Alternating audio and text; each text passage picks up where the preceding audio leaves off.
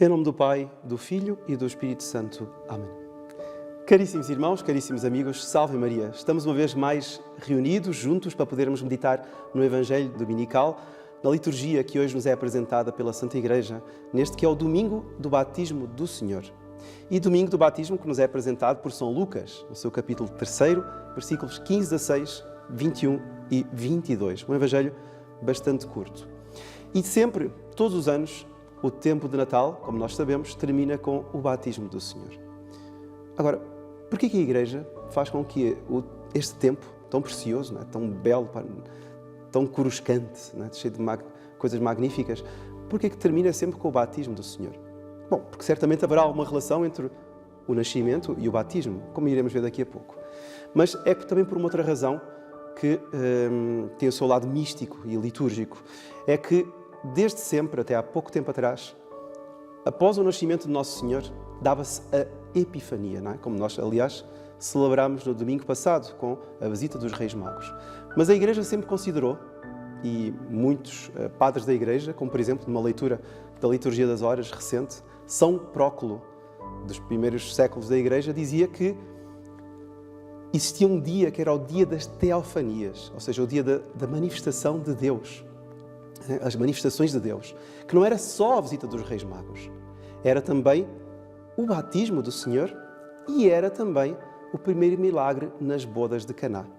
E a Igreja sempre considerou que o dia da Epifania, né, ou da Teofania, manifestação de Deus, não é só a visita dos Reis Magos, são também estes dois outros factos, o milagre nas bodas de Caná e este que é o batismo de Nosso Senhor Jesus Cristo. Bom, narra depois então aqui no capítulo 3, já nos versículos 15 e 16, que naquele tempo o povo estava na expectativa e todos pensavam em seus corações se João não seria o Messias. Claro, o povo via aquela figura vestida de pele de camelo, alimentando-se de gafanhotos e mel silvestre, que vivia no deserto, junto do Jordão, aliás, um rio altamente simbólico, não é? Porque tinha sido pelo Rio Jordão que os judeus tinham entrado na Terra Prometida. Quer dizer, tinha essa personagem, esse homem que preparava os caminhos do Senhor, que dizia coisas magníficas, que exortava os corações à conversão, a renderem-se a Deus, não é? A entregarem as suas almas a Deus. Claro, as pessoas olhavam, mas não será este o Messias? Um homem de tal maneira austero, penitente. E então, João tomou a palavra, continua o Evangelho, e disse-lhes, para mostrar que não era o Messias, eu batizo-vos com água. Tá bom, mas vai chegar alguém que é mais forte do que eu, do qual eu não sou digno de desatar as correias das sandálias. Incrível. Ou seja, eles olham para São João Batista e, meu Deus, será o Messias? É o Messias que todos nós esperávamos. Será ele? Ele, não se equivoquem, não criem ilusões a meu respeito. Olhem a humildade. Santo Agostinho vai dizer que o que mais prima em São João Batista é a humildade. Ele sabe perfeitamente o que é e sabe perfeitamente aquilo que não é. Não é? Ele não é o Messias. Ele sabe perfeitamente isso. Tem uma inteira noção, apesar de que, com tantas benevolências da parte do povo, ele facilmente podia usurpar para si o título de Messias. Quantas vezes ao longo da história isso não aconteceu? Bom, entretanto, São João Batista reconhece, por humildade, por vocação, que não é o Messias. E diz até que o Messias é alguém do qual ele não é digno de desatar as correias das sandálias. Então, mas se este homem é assim e não é o Messias, então quem é o Messias?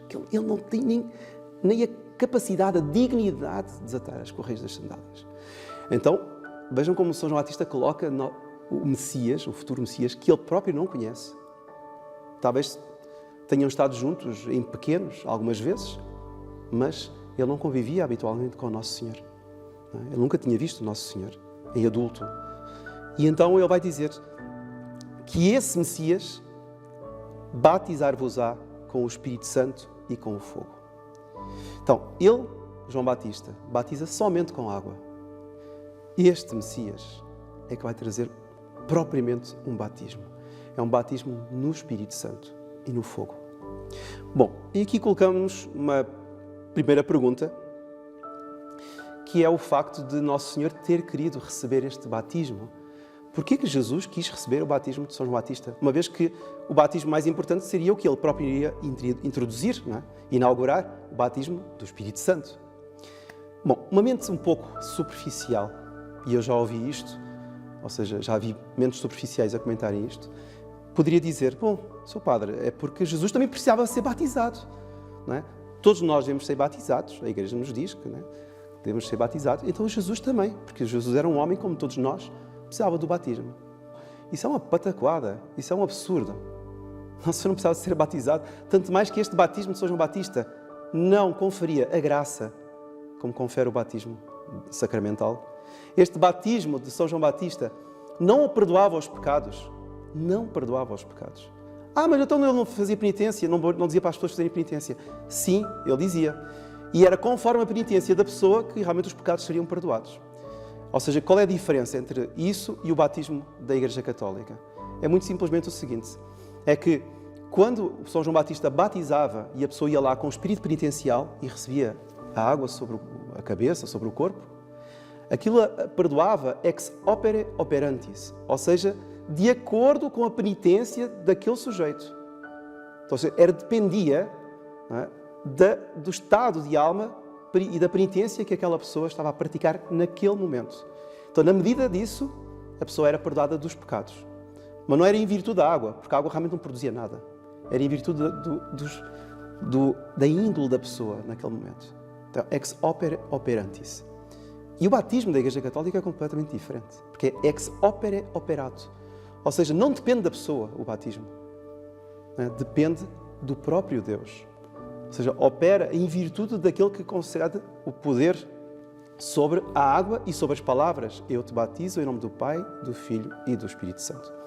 Então, o batismo da Igreja é sempre eficaz. É sempre eficaz. Ou seja, é positivamente eficaz. E enquanto que o batismo de São João Batista era eficaz na medida em que a pessoa estivesse disposta. Não é? Mas não imprimia caráter o batismo de São João Batista, como o batismo da Igreja imprime. Então nós vemos que uma série de aspectos pelos quais nós vamos considerar que este batismo, não é, serviu, mas serviu para quê? Então São Tomás de Aquino, na Suma Teológica, vai dar as 4 razões pelas quais era bom que existisse o batismo de João.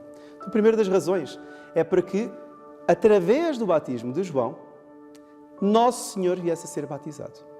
Primeira coisa. Então, Nosso Senhor foi batizado. Deu-nos o exemplo, não porque Ele precisasse. Não é? O batismo é que precisava de ser santificado por Ele. É uma coisa diferente. Primeira coisa. Segunda coisa é que Ele, ao ser batizado, houvesse uma manifestação em torno dele, que é o que nós vamos ver já de seguida. Depois, um terceiro aspecto que dá São Tomás de Aquino é que ficasse patente diante de todos nós, diante do povo que lá estava e diante de todos nós, uma diferença entre o batismo de João e o batismo de Jesus. Ou seja, o batismo de João era o batismo meramente penitencial, tinha a força da penitência pessoal. O batismo de Jesus é um batismo sacramental, instituído por Nosso Senhor e conferido à Igreja, que perdoa todos os pecados, que confere caráter, que, enfim, nos dá a graça santificante, nos torna filhos de Deus. Então, ficou totalmente definido cada coisa. E por isso é que o batismo, que não tinha esse poder, divino, acabou por desaparecer, o batismo de João. E por último, era necessário que realmente houvesse esse batismo de João, porque exortava as pessoas à penitência, preparava os corações, adequava os corações para a vinda do Messias. Então são estas as 4 razões que nos dá São Tomás para que existisse o batismo de João. Bom, e entretanto, Nosso Senhor, que não precisava, como nós acabamos de ver, de ser batizado, Nosso Senhor Jesus Cristo quis aproximar-se do batismo. E isto, caríssimos irmãos, me parece um ponto muitíssimo importante que nos deve levar a pensar. Porque hoje em dia, não é de só de hoje, já vem de há umas décadas, surgiu aquela ideia, digamos assim, libertadora, de que nós não podemos impor nada aos nossos filhos. Não é? Inclusive, não devemos impor o batismo. Porque, afinal de contas, ele saberá escolher o que é bom para ele. Ou seja, o pai, Realmente não entendo o que é bom para ele, para o meu filho. Não é? Mas eu sei que ele tem de estudar. Não é? Vocês vejam, por exemplo, neste tempo que estamos a passar, de pandemia, não é? A criança, estão agora a fazer a vacinação de crianças. O pai, naquela apreensão, meu filho pode ser que fique contagiado, não é por causa nem da morte dele, porque os miúdos aguentam qualquer coisa, mas por causa que ele pode de repente contagiar mais alguém. Então é vacinação em massa das crianças. Nem pergunta se a criança quer, se não quer. Não é? Quer dizer, para salvar, para dar saúde. Não é?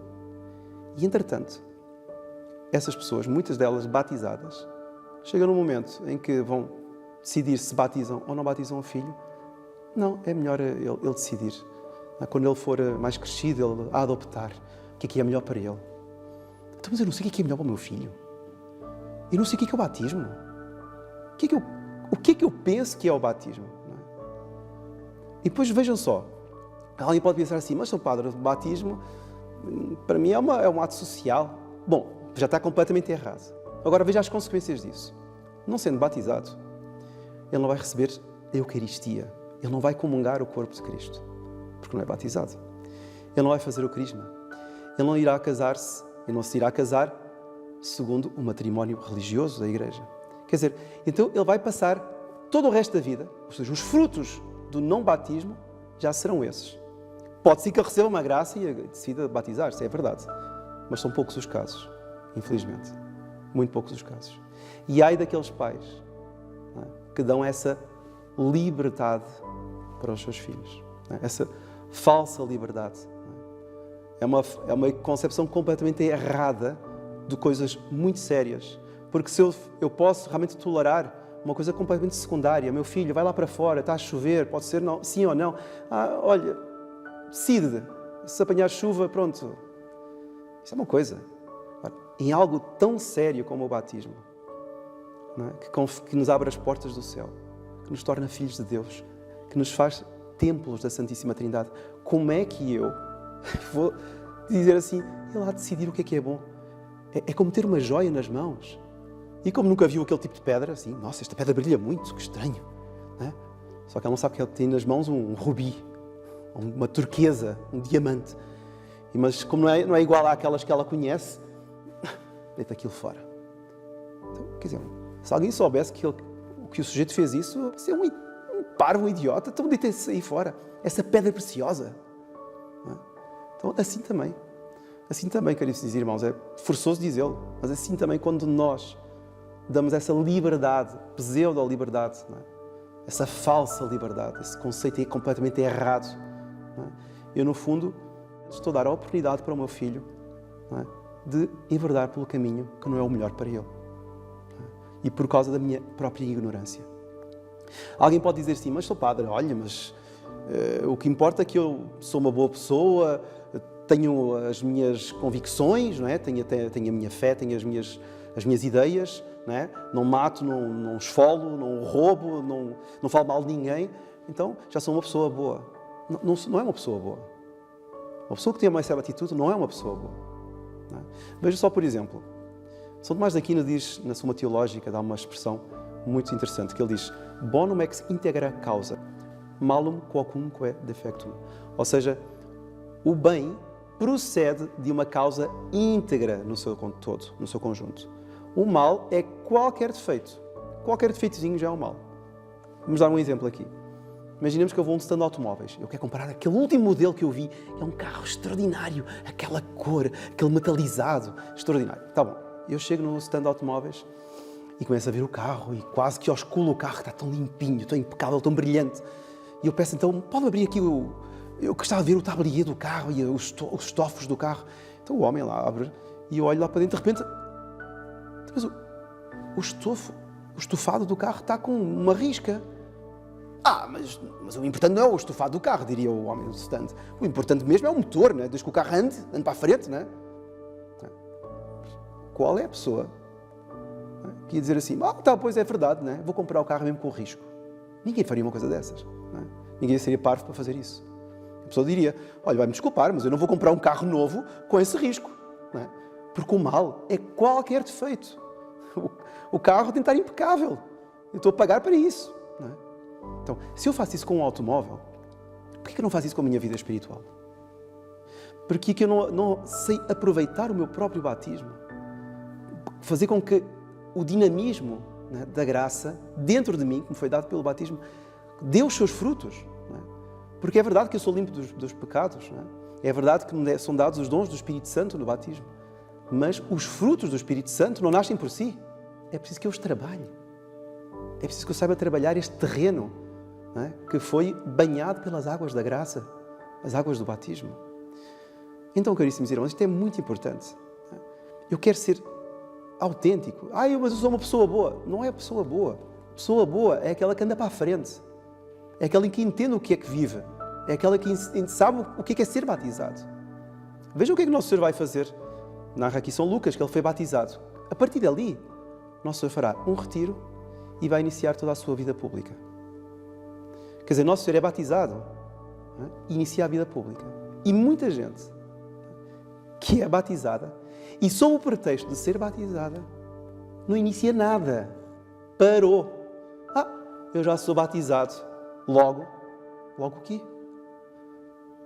Mas há muita gente, não preciso rezar, não preciso ir à missa, eu não preciso fazer nada, eu não preciso ler literatura espiritual, eu não preciso aprofundar a minha fé, porque eu já sou batizado. O mal é qualquer defeito, está cheio de defeitos aí. Só o fato de eu não querer progredir, se Nosso Senhor é batizado e começa a progredir, digamos, a fazer apostolado, ou seja, ele foi batizado com objetivo a. Como é que eu arranjo o meu batismo e arranjo nele um pretexto para estagnar, né? Para me tornar um poltrão, sentar na minha poltrona? Uma vez que já sou batizado, posso morrer em paz e não fazer apostolado com ninguém, nunca vou rezar mais nada, eu não vou à missa, eu não faço nada. O que é isso? Não é? Inclusive, pode até acontecer, o meu filho, se quiser, um dia vai decidir se vai ser batizado. Quer dizer, eu não entendo nada de nada. Eu não entendo que o batismo produz a graça santificante, que me torna filho de Deus. Não é? Porque eu recebo, através das águas do batismo, um empréstimo da própria vida divina, me torna templo do Espírito Santo. Eu não entendo nada. Então o que é que eu devo fazer neste dia do batismo do Senhor? Pedir a Ele, pedir a Jesus Nosso Senhor, que me faça viver autenticamente, interiorizar o momento em que eu fui batizado. Se eu passei anos sem entender o que era o batismo, que eu a partir de hoje acordo para a vida. O batismo não é simplesmente um status ou um título que eu recebi e que não serve para mais nada. Não é? Inclusive serve para estagnar em muitas ocasiões. Não é? É um título, infelizmente, até de vanglória. Então, que eu peça a Nossa Senhora para que ela me ajude a entender bem esta dádiva tão grande, esta abertura das portas do céu que me é dada, que me é oferecida pelo batismo e que eu muitas vezes menosprezo, mas que Nossa Senhora me faça compreender bem a necessidade do meu batismo, de fazer render os frutos, para que um dia eu possa contemplar a Deus e a ela, Nossa Senhora, face a face, no alto dos céus. Que o batismo de Nosso Senhor renda frutos em superabundância sobre cada um. E que a bênção de Deus Todo-Poderoso, Pai, Filho e Espírito Santo, desça sobre vós e permaneça para sempre. Amém. Louvado seja Nosso Senhor Jesus Cristo.